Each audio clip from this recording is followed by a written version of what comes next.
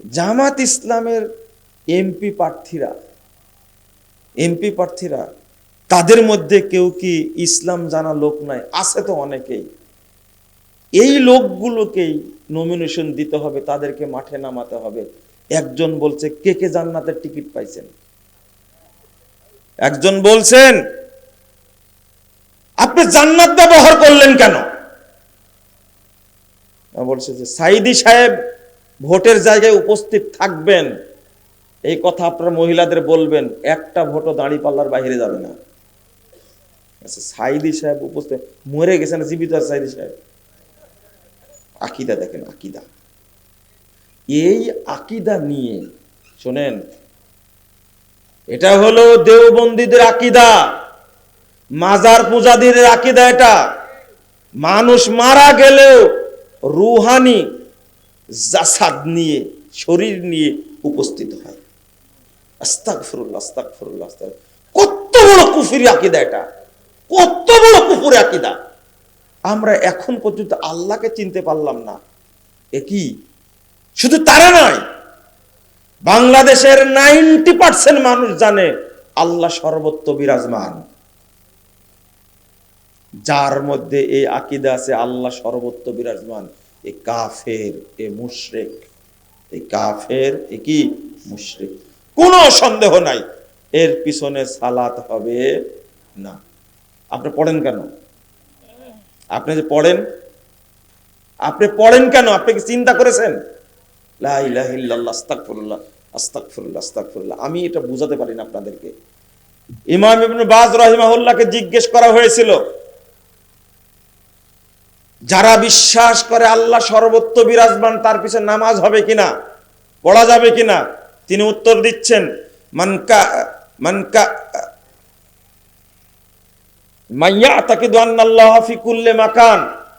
যে ব্যক্তি বিশ্বাস করে আল্লাহ সর্বত্র বিরাজমান, যে বিশ্বাস করে আল্লাহ সর্বত্র বিরাজমান,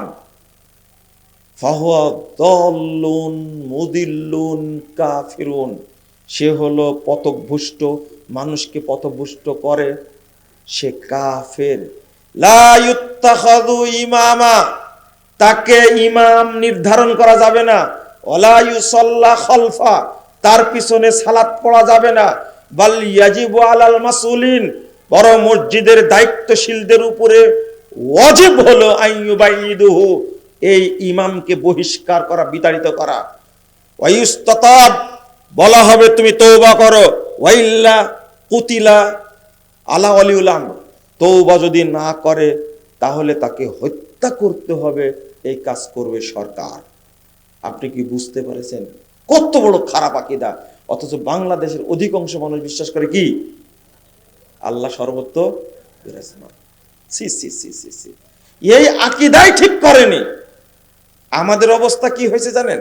অবস্থাটা হয়েছে যে ফজিলত শুনে, পাগড়ির ফজিলত শুনে, ছাত্রের তো পাগড়ি নাই, এখানে কাপড় নাই, আলাদা কি নাই, আলাদা কাপড় নাই, শুধু পরনেরটাই আছে। সে পাগড়ির ফজিলত শুনে লুঙ্গি খুলে পাগড়ি বেঁধে ফেলেছে। হাজির, হাজির, কোথায় হাজির? মাদ্রাসায় হাজির। তওবা তওবা, কি রে, কি করেছিস? হুজুর, কালকে যে পাগড়ির ফজিলত শুনেছে, আমার তো পাগড়ি নাই, লুঙ্গি খুলে বেঁধে ফেলেছি। বলে তো পাগড়ির ফজিলত জরুরি না ফরজিয়াত জরুরি? ফজিলত জরুরি না ফরজ জরুরি? ফরজ। ওর যে ফরজ বেরিয়ে গেছে, ওর হিসাবটা নাই। আমাদের হাসছেন কেন? আপনাদের অবস্থাটা এইরকমই। আকীদা তাওহীদের খবর নাই, ফজিলত নিয়ে ব্যস্ত, এতই ব্যস্ত। একজন মানুষ, ভালো করে বুঝেন তো দেখি, কথাটা বুঝতে পারেন না?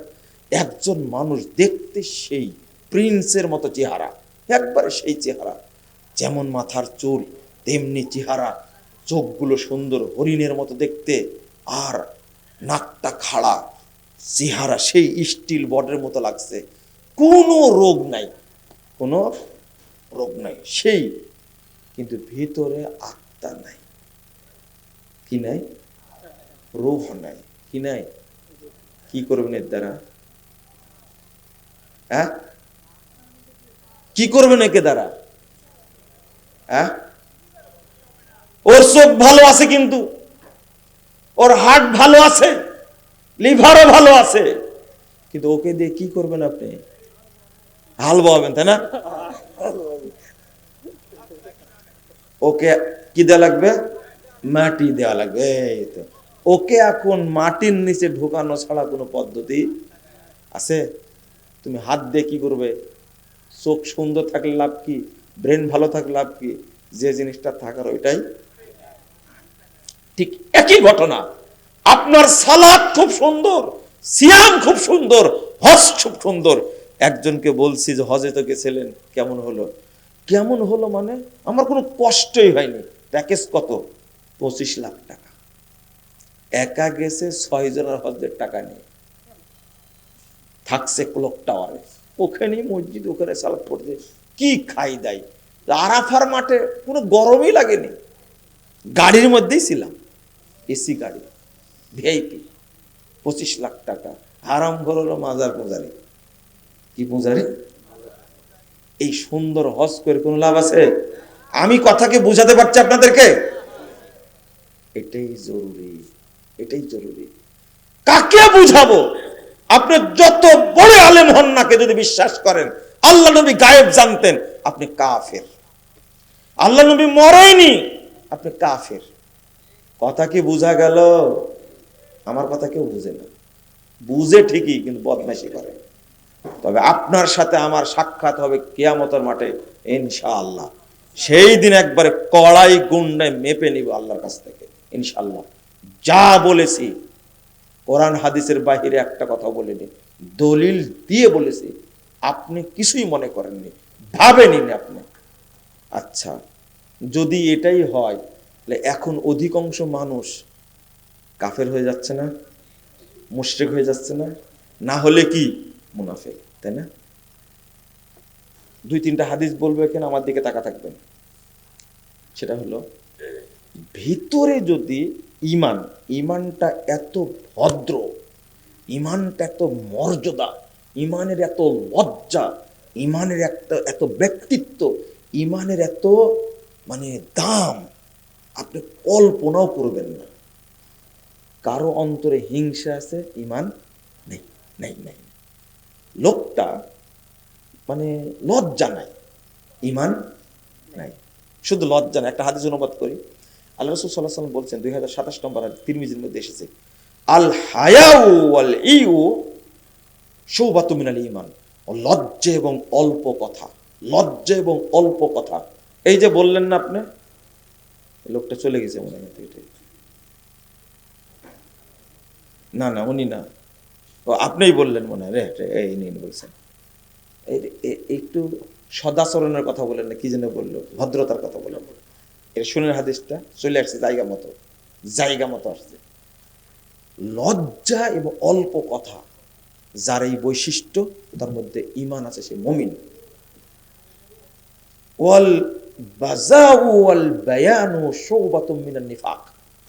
আর যে অশ্রাব্য ভাষা বলে, কোনো সুদ ঘুষ কিছু খায় না, শুধু মুখ দিয়ে খারাপ কথা বের হয়, নোংরা কথা বের হয়, এ হলো মুনাফিক। আর একটা হলো সারাদিন বকবক করে, কি করে? কোনো পাপ কাজ করে না, কথা বলতেই আছে, আনলিমিটেড, চলেই না। আপনি যখন বগুড়া থেকে ঢাকায় যাবেন, দেখবেন কিছু কিছু মানুষ আপনার পাশে বসবে, হয়তো সরকারি চাকরি করতে বা কোনো চাকরি করতে রিটায়ার্ড হয়েছে, বুড়া হয়ে গেছে, ও কথা বলতেই আছে। এরকম কি পেয়েছেন আপনারা? বলতে বলতে একসময় বলবে, ভাই কথা কিন্তু আমি একটু বেশি বলি, কিছু মনে করেন না। ও যে মুনাফিক, ও ভুলেই গেছে। আপনি কি বুঝতে পারলেন? ও মুনাফিক। মান কাসুরা কালামু কাসুরা কিসবু। যার কথা বেশি তার মিথ্যা বেশি। যে কথা বলা বেশি, সে মিথ্যা বেশি বলে, মিথ্যা বলবেই। আপনি বলেন তো, ছোট্ট 2টা কাজ। একটা হলো মুখ দিয়ে খারাপ ভাষা বের হয়। আপনাকে জিজ্ঞেস করে তো পাওয়া যাবে না আপনার আসল খবর। আপনার ওয়াইফকে যদি ফোন দিয়ে জিজ্ঞেস করছে যে একটু বলেন তো আপনার হাজবেন্ডের মুখটা কেমন? বলছে খুবই খারাপ। আমাকে তো গালি দেয় দেয়, আমার বাপকেও দেয়, মাকেও দেয়, 14 গোষ্ঠীকে গালি দেয়। আপনার পাঞ্জাবি ভিতরটা কি দেখা যায়? পাঞ্জাবি তো দেখা যায়, দাড়ি তো দেখা যায়। আপনি যাকে তাকে মুখ দিয়ে যা ইচ্ছা তাই বলেন, ইমান নাই। নিফাক থাকলে ইমান থাকবে? আচ্ছা, একটা লোক কোনো অপরাধ করেনি, বিড়ি খায়নি, সিগারেট খায়নি, জেনা করেনি, শুধু কথা বলে সবসময়। কি বলে? কথা বলে। এটা কি অপরাধ? বেশি কথা বলে যে সে মুনাফিক, অন্য কিছু না। কথা বেশি বলে সে কি মুনাফিক। ইমান আছে? নাই। জটিল ব্যাপার ইমান, আশ্চর্য ব্যাপার। এই জন্য সবসময় বলবেন লা ইলাহা ইল্লাল্লাহ, না থাকলেও ফিরে আসবে ইমান। আল্লাহ রাসূল বলছে। আচ্ছা, আরো বলি, আরো শক্ত কথা বলি, লা কলবু ইবনে আদম আশাদ্দু ইনকিলাবাম মিনাল কিদ্র। আদম সন্তানের অন্তর এত দ্রুত পরিবর্তনশীল, যেমন ভাবে মহিলারা ভাত রান্না করে না, বলক ওঠে না, বলক বুঝেন তো, কি বলে ওটাকে, মারে, উঠতে থাকে না। আপনি ভিডিও করবেন, ভিডিও করবেন, করে দেখাবেন আমাকে 1 সেকেন্ডে কয়বার উঠলো। কে পারবেন? হাত তুলেন দেখি। কোনো বিজ্ঞানীও পারবে না। পারলে আল্লাহ নবী এই উদাহরণ দিতেন না। জটিল ব্যাপার একটা, যা বলে গেছেন রাসূল সাল্লাল্লাহু আলাইহি সাল্লাম, ওইটা বিজ্ঞানীরা উদ্ধার করতে পারেনি। সব পারে। কালকে ভূমিকম্প হবে, পারে না কেন? সারা পৃথিবীর বিজ্ঞানীকে এক জায়গায় করেন তো, পারে কিনা? এক ঘরে ঢুকায় দেন, তোর বের করতে হবে কাল ভূমিকম্প হবে কিনা। পারবে বলতে? ওরা সব পারে। আগামীকাল চাঁদ উঠবে কিনা বলতে পারে না, এটা জানেন আপনি? এগুলো সব কার হাতে? আল্লাহর হাতে। শুধু তাই, জমজমের পানি কেমন খাটাসের খাটাস, বিজ্ঞানীরা দেখতে গেছে জমজমের পানি কেমন, কোত্থেকে আসে, কেমন খ্যাপার খ্যাপা, চিন্তা করে। 1500 বছর পূর্বে নবী সাল্লাল্লাহু আলাইহি সাল্লাম বলে গেছেন কত পানি আছে এর মধ্যে। আল্লাহ রাসূল বলছেন, ইয়ারহামুল্লাহু উম্মা ইসমাইল, ইসমাইলের মায়ের উপরে আল্লাহ রহম করো, লাউ লাম তাকরিফা আও তারাকাতহা লাকানাত আইনান মাইনা। যদি সেদিন ইসমাইলের মা হাজেরা, হাজারা হাজারা হাজারা হাজারা সেদিন যদি বাদ না দিতেন, যদি ছেড়ে দিতেন পানি, তাহলে পানি বের হতে হতে হতে হতে সাগর, মহাসাগরে পরিণত হতো। মানে মানে কি, সারা পৃথিবীতে যত পানি আছে তার চেয়ে 1000 গুণ বেশি পানি আছে জমজম থেকে। এ মেপে শেষ করতে পারবে? আল্লাহ নবী বলে গেছেন, সারা পৃথিবীর মানুষ যদি একসঙ্গে হজে যায়, কি সবাই একসঙ্গে গেল হজে, জমজম শর্ট পড়বে মনে করছেন আপনি? হ্যাঁ, সবাই 10 কেজি করে নিয়ে যাবে, শর্ট পড়বে? পড়বে। আপনি মনে হয় বুঝতে পারছেন আমার কথাটা? হ্যাঁ, যদি যদি ঈমান এত দ্রুত চলে যায়, কিসের মতো? বলকের মতো। বলকের সেকেন্ড কয়টা উঠলো, তাহলে আমাদের অবস্থাটা কি হতে পারে বলেন তো? আমি তো এই বক্তব্য দিতে ভয় খেয়ে যাই, মনে হয় ঈমান নাই। তবে আমি বক্তব্য দিতে যত লোক পেয়েছি, কারো মধ্যে ঈমান নাই আমার কাছে এটা মনে হয়েছে। কথা বুঝেননি? আপনারা ওয়াজ করেন ঈমান ভঙ্গের কারণ, তাই না? ঈমান থাকলে তো ভাঙবে নাকি? ঈমান ভঙ্গের কারণ। আর আমি বক্তব্য দিই ঈমান আছে কিনা। যে কোনোদিন ওযুই করেনি তার ভাঙার সম্ভাবনা আছে? হ্যাঁ, ভাঙবে? ওযু ভাঙবে তার কোনোদিন? যার ঈমানই নাই তা ভাঙবে কি করে? আমি একটা উদাহরণ দিই, বক্তব্য শেষ করবো ইনশাআল্লাহ। যেহেতু কিছু খুব দরদি মানুষ আছে, বুঝতে পারছে। এইগুলো কিন্তু একবারে ফ্রেশ, বুঝতে পারলেন? একবারে ফ্রেশ।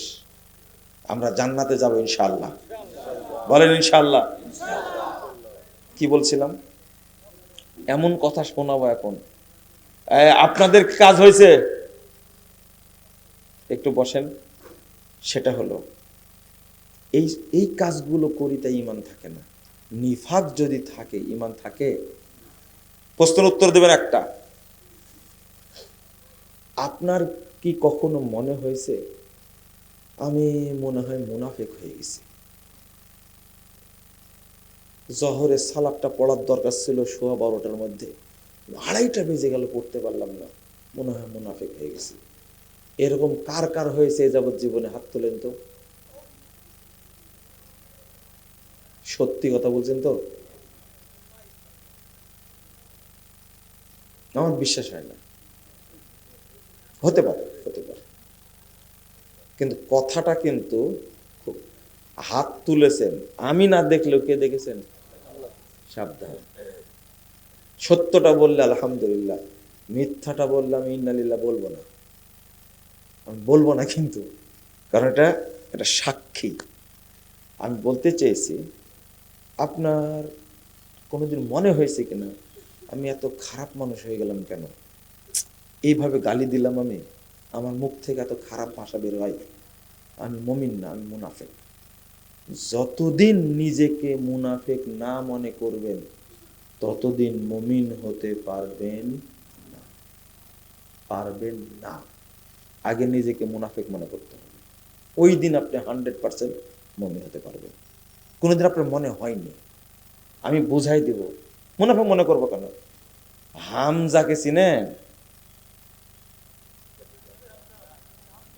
হামজা রাদিয়াল্লাহু আনহু, তিনি শুনেন, আল্লাহ রাসূল সাল্লাল্লাহু আলাইহি ওয়াসাল্লামকে বলছেন, নাফাকতু ইয়া রাসূলুল্লাহ, নাফাকতু ইয়া রাসূলুল্লাহ।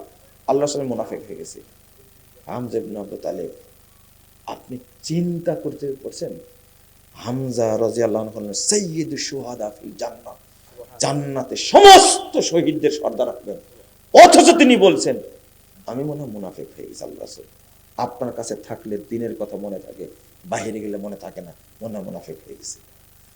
ইবনু আবি মুলাইকা রাহিমাহুল্লাহ তিনি বলছেন, বিখ্যাত তাবী, সহিহ বুখারীর 48 নম্বরের হাদিসটা অধ্যায়ে খুঁজতে গিয়ে দেখবেন, আদরাকতু সালাসিনা রাজুলাম মিন আসহাবিন নবী সাল্লাল্লাহু আলাইহি সাল্লাম কুল্লুহুম ইয়াখাফুন নিফাক আলা নাফসি। আমি 30 জন সাহাবীর সাক্ষাৎ পেয়েছি। বিরাট তাবী, কিন্তু 30 জন সাহাবীকে পেয়েছে। 30 জনকে পেয়েছি, 30 জনই মনে করতেন আমি মনে হয় মুনাফিক হয়ে গেছি। আপনি কি বুঝলেন কথাটা? আপনি মুনাফিক নিজেকে মনে করলে জাত চলে যাবে? শুধু তাই নয়, আমি বলেছি, কথার মনোযোগ দিয়ে শুনুন। ওমর রাদিয়াল্লাহু আনহু একদিন শুনলেন যে রাসূল সাল্লাল্লাহু আলাইহি সাল্লাম হুযায়ফার কাছে মুনাফিকদের একটা তালিকা দিয়ে গেছেন। কে শুনলেন? ওমর রাদিয়াল্লাহু আনহু শুনলেন, গোপনে তালিকা দিয়ে গেছেন হুযায়ফা রাদিয়াল্লাহু আনহুর কাছে। তখন শুনি হুযায়ফা রাদিয়াল্লাহু আনহু চলে গেছেন ওমর রাদিয়াল্লাহু আনহু, গিয়ে বলছেন যে হুযায়ফা, একটা কথা শুনলাম, খুব গোপন কথা। কি কথা বলেন? তোমার কাছে নাকি আল্লাহ রাসূল মুনাফিকদের তালিকা দিয়ে গেছে, দেখো তো ওই তালিকায় আমার নাম আছে কিনা। আপনি কি বুঝেছেন কথা? শেষ হয়নি কথা, কিন্তু বুঝে নেবে। মাত্র 12 থেকে 15 জনের তালিকায়, কয়জনের? আপনি কি মনে করছেন হুযায়ফা দেখতে ভুল করেছে? মনে নাই? বলেন না, মুস্কি হাসেন শুধু, কারণ গোপন রেখে গেছেন যে বলেন না। আরো টেনশনে পড়ে গেছে। দুইটা দিক মনে হয় আছে, হুযায়ফা মানে লজ্জায় আমাকে বলতে পারছে না, বুঝেন কথা। আবার ও হাসে, মানে আছে মনে হয়, কিন্তু আল্লাহ নবী যেহেতু গোপন রাখতে বলেছেন, ও বলছে না, গোপন রাখছে। কথা কি বুঝতে পারছেন? ওমর রাদিয়াল্লাহু আনহু ভাবছে, আবার একদিন গেছেন, হুযায়ফা তো বললে না ঘটনা, তুমি একটু বলো ওই তালিকায় আমার নাম আছে কিনা। এরকম যায় রাজ্যে। খেয়াল করেন, আল্লাহর নবী মারা গেছেন, ওমর রাদিয়াল্লাহু আবু বকর রাদিয়াল্লাহু আনহু মারা গেছেন, এখন যুগ হলো ওমরের, তিনি খলিফা। এর মাঝে জেনে ফেলেছেন, তালিকা গোপনে রেখে গেছেন, ওনার মাথার কাজ করে না। যদি থাকে তুমি আল্লাহর কাছে আরো মাপ চাইবো, আল্লাহ তুমি আমাকে ক্ষমা করে দাও। এই তালিকা দিয়ে যে কে ফাইনাল, মুহাম্মদুর রাসূলুল্লাহ সাল্লাল্লাহু আলাইহি ওয়াসাল্লাম। একদিনের ঘটনা, একদিন এক সাহাবীর জানাজায় গেছেন। ওই জানাজায় আমিরুল মুমিনিন ওমর রাদিয়াল্লাহু আনহু উপস্থিত, ওই জানাজাতে হুযায়ফা রাদিয়াল্লাহু আনহু উপস্থিত। কত বুঝতে পারছেন? যে জানাজায় খলিফা উপস্থিত, লোকটাকে আপনার মতো জবদুল, বুঝেননি কথা? কেমন শ্রেণীর মানুষ মানুষটা, কেমন?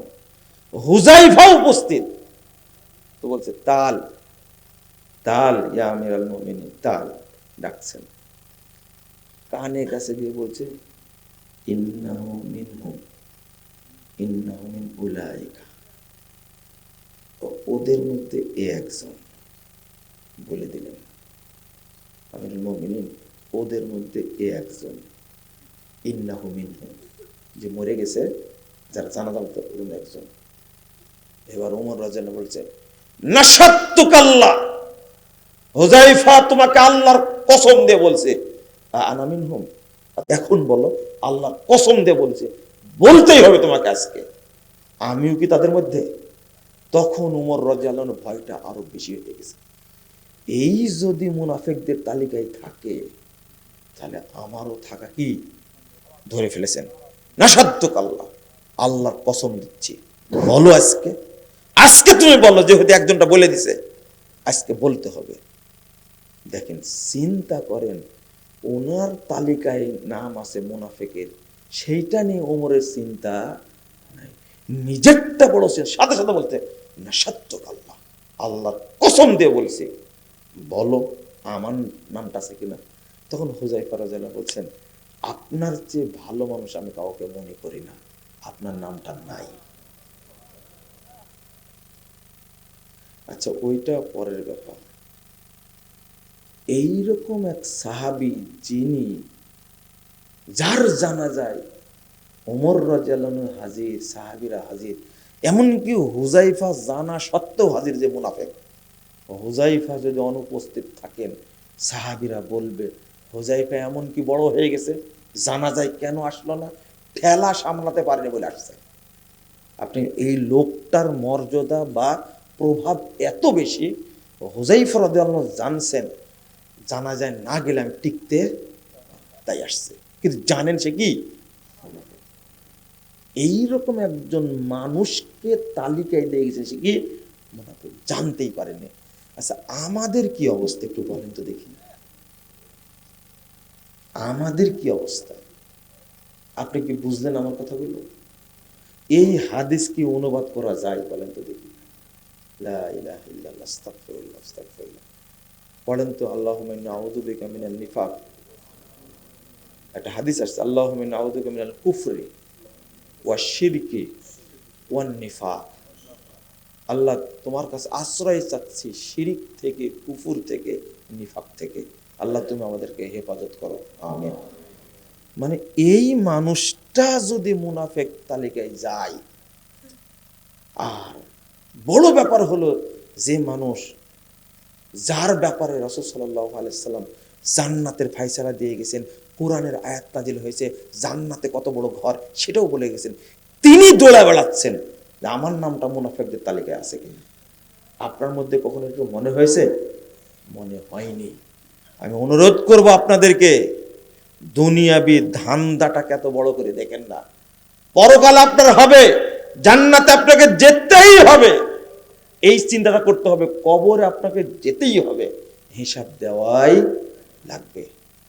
কবরের আযাব থেকে বাঁচার একটা ছোট্ট পথ, 2 নম্বর, 2টা কাজ হবে। আপনি আউয়াল ওয়াক্তে সালাত পড়লে আপনার ভিতরে নিফাক ঢুকবে না। 2, ইমাম ইবনুল কাইয়্যিম রাহিমাহুল্লাহ বলছেন, যে ব্যক্তির মধ্যে সালাতের অভ্যাসে সচেতনতা আছে, ওই ব্যক্তির মধ্যে নিফাক ঢুকবে না। 2, যে ব্যক্তি আউয়াল ওয়াক্তে সালাত আদায় করবে, তার কবরের আযাব হবে না, হবে না। রাসূল সাল্লাল্লাহু আলাইহি ওয়াসাল্লাম আউয়াল ওয়াক্ত কখন? টাইম হয়েছে 10 থেকে 15 মিনিটের মধ্যে, 15 থেকে 20 মিনিট সালাত আদায় করে নেবেন।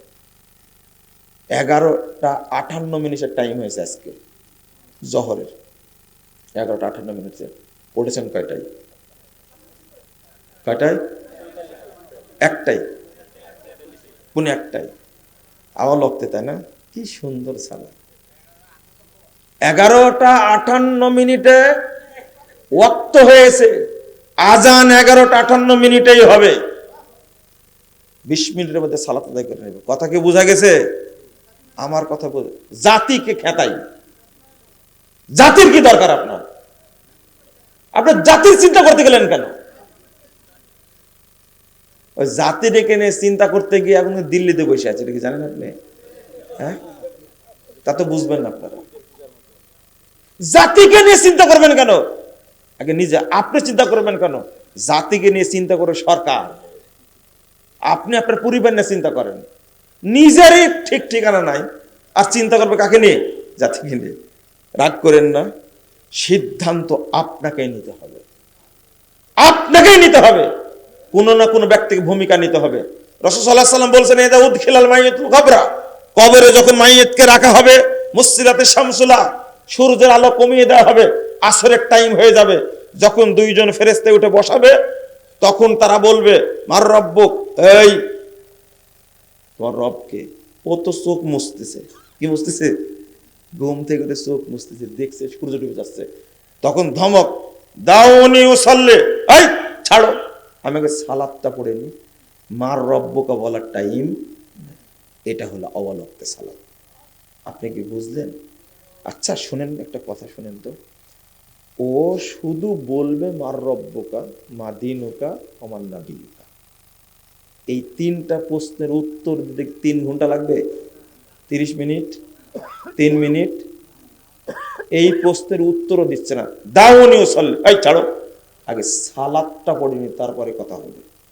ইন্নামা আওয়াল ওয়াক্ত ইন্নাম মুসাল্লি। আচ্ছা বলেন তো, ওকে কি এটা কবর মনে হয়? এটা যদি কবর মনে হয়, এভাবে ধমক দিতে পারবে? আর ফেরেশতাকে, এ কি জিবরিল, এ মিকাইল, এ কি ইসরাফিল, কে? মুনকার নাকির। কিরম কথা? মুনকার নাকির, চোখেও দেখে না, কানেও শোনে না, দিবে ধমক। দাউনি উসাল্লি, এই ছাড়ো, আগে সালাত পড়তে দাও। মার রব্বুকা, তোমার রবকে। উত্তর কি? আল্লাহ। এই কথাটাও বলা যাবে না, টাইম হয়ে যাবে, আগে সালাত।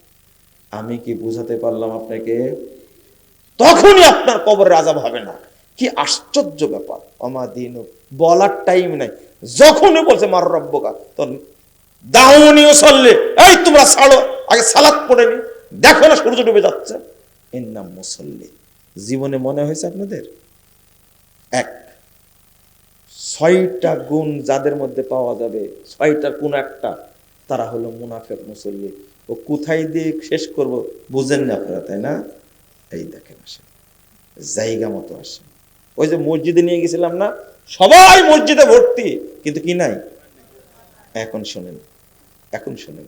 1, আত-তাখাল্লুফ আনিল জামা, মুসল্লি নামাজ পড়ে জামাতে পড়ে না, এ হলো মুনাফিক।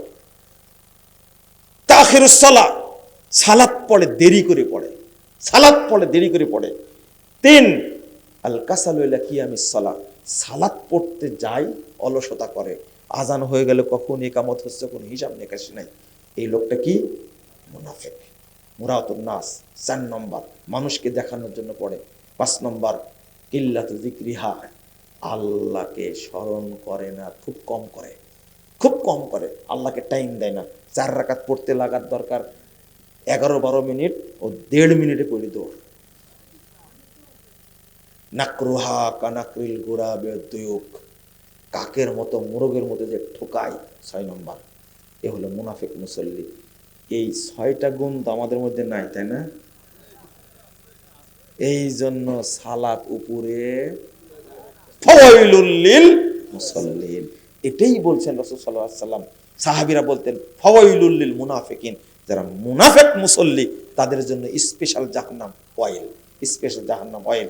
এই জন্য কবুল হয় না। আমরা যেন বুঝতে পারি, আল্লাহ যেন আমাদের বোঝার তৌফিক দান করেন, আমিন। জাযাকুমুল্লাহ খায়রান। আল্লাহ যেন আমাদের মুনাফিকের গুণ থেকে হেফাজত করেন, আমিন।